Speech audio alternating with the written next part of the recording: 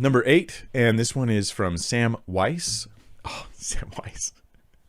I just immediately flashed into your life and how many people have probably called you Sam Weiss Gamgee. Sam Weiss the Brave. Anyway, that's a great name to have. So Sam is a great character. So Sam Weiss says, does Jeremiah 7:22 and Matthew 9:13 indicate God never ordained animal sacrifices? Oh, I'm so glad you're asking this because I'm passionate about this issue. To me, it seems God has gradually moved mankind away from sacrifices and idol worship and into his ideal form of religion.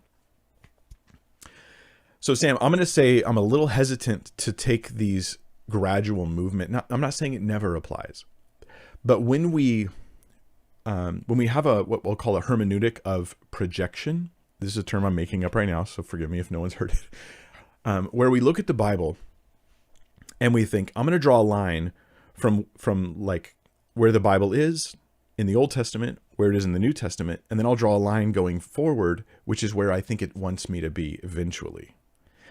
When I do that, I end up in places the Bible doesn't want me to be eventually. And that can be a general hermeneutical approach that I see coming from progressive Christians especially, because it lets them disagree with the actual clear teachings of Scripture, because they go, but this is the direction. It's heading here. Trust me. This is the justice the Bible is moving us toward. Now, it's true that in some cases, like there's things where there is a projection, but it seems to me to be the exception and not the rule. When it comes to sacrifices, this is not a place where I think we see this kind of projection. I don't think we see that at all. So let's look at the two passages you mentioned. I will mention real quick, my understanding of this, Sam Weiss the Brave, is that the Old Testament definitely sets up and endorses animal sacrifices, not as just acquiescing to like cultural things of the time, but as a way of illustrating how salvation works, right?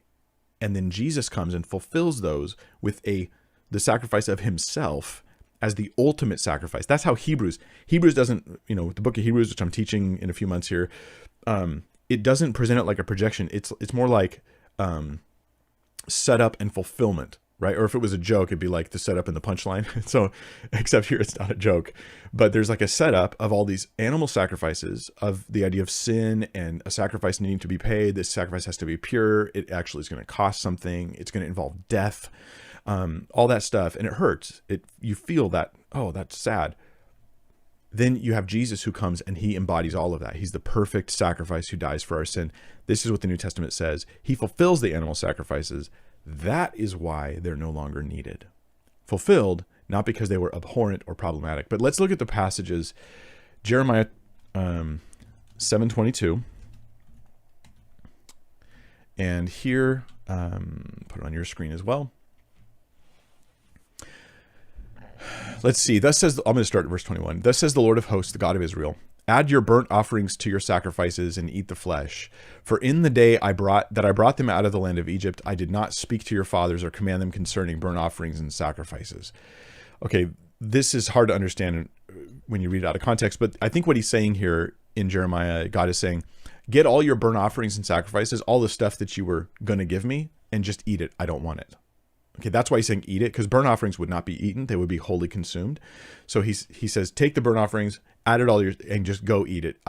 I don't want it. Okay, that he is saying here, right? Verse 22, he says, but for in the day I brought them out of the land of Egypt, I did not speak to your fathers to command them concerning burnt offerings and sacrifices. But this command I gave them. Obey my voice, and I will be your God, and you shall be my people, and walk in all the way that I command you, that it may be well with you. But they did not obey or incline their ear, but walked in their own counsels and the stubbornness of their evil hearts, and they backslide. So here's how I think a revisionist would interpret this passage. I know in Exodus, we read about sacrifices in the book of Exodus. In Leviticus, we read a lot of instructions about sacrifices. But here, God says, I never told you all that. I never gave you sacrifices. So man must have, this is like the Greg Boyd version, maybe. I don't know if he does it with this passage, but it's that style of hermeneutic, or Brian Zond. Man must have added these sacrifices in. It was God just sort of like letting them do their own thing, but he never commanded them. Actually, it's not about God never commanded them at all. It's about when God commanded them in order of priority. When they first got brought out of Egypt, he wanted them of first priority to simply obey him and follow him. That was the number one priority. Follow and obey me. Then he did give them commands about sacrifices. But in Jeremiah's day, they reversed this. They thought they're basically committing sacrifices as a way of like indulgences of, I'm going to go ahead and old school indulgences. I'm going to go ahead and sin, and I'm just going to have a sacrifice to cover it. No problem. I'm not concerned with obeying God and having a relationship with him. I'm just going to do what I want, and it's okay. I'm going to have some sacrifices. So that's what he's getting at. To suggest that it means God's like opposed to sacrifices would be to disagree with Jeremiah. Read the whole book of Jeremiah and just follow everything he says about sacrifice in there, including predictions about the future and sacrifices. And we disagree with lots and lots of scripture. So in context, I think it means something different. Matthew 9:13, it says, this is the New Testament verse you mentioned. Now after the Sabbath, toward the dawn of the first day of the week, Mary Magdalene, no, that's not Matthew 9:13.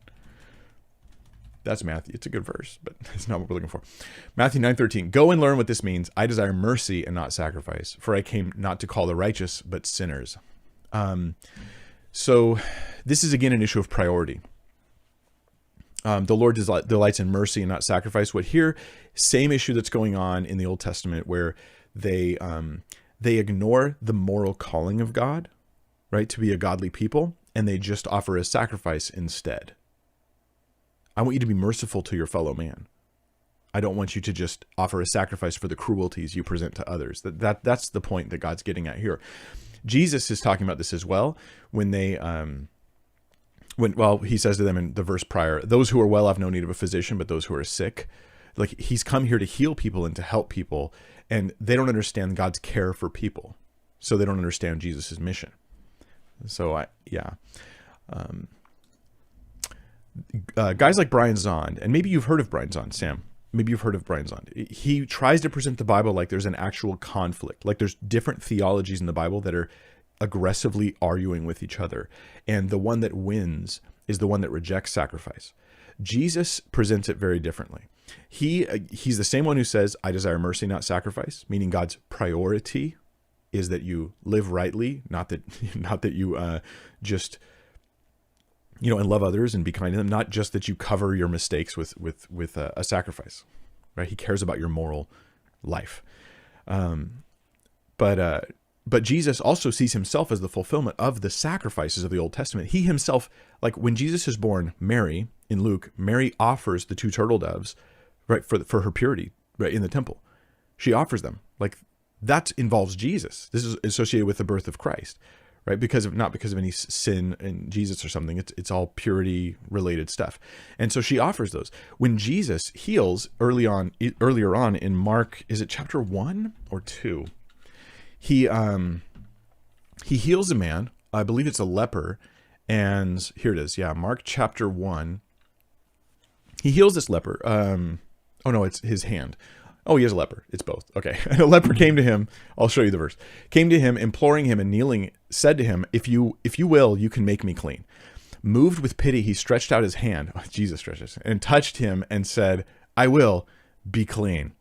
And immediately the leprosy left him and he was made clean. And look at what Jesus tells him to do next. Imagine if you believe that the Bible is rejecting sacrifice, that Jesus in particular is like, sacrifice is bad. Jesus sternly charged him and sent him away at once and said, see that you say nothing to anyone, but go, show yourself to the priest, and offer for your cleansing what Moses commanded for a proof to them.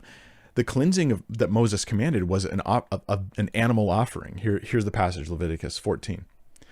This shall be the law of the leprous person for the day of his cleansing. He shall be brought to the priest, and the priest shall go out of the camp, and the priest shall look. Then if the case of the leprous disease, the disease is healed in the leprous person, the priest shall command them to take for him who is to be cleansed 2 live, clean birds, right? And cedar wood and scarlet yarn and hyssop. And there's a whole order in which this whole thing takes place to illustrate that he's been cleansed. But the birds are the sacrifice. So do you get the idea that Jesus, he doesn't have a projection theology where it ends up being a rejection theology. I reject a lot of that Old Testament stuff. Instead, he has a fulfillment theology. That was there and it was good and it was needed to teach you about me. And I'm fulfilling it, not rejecting it. There's a big difference there. And I hope that helps.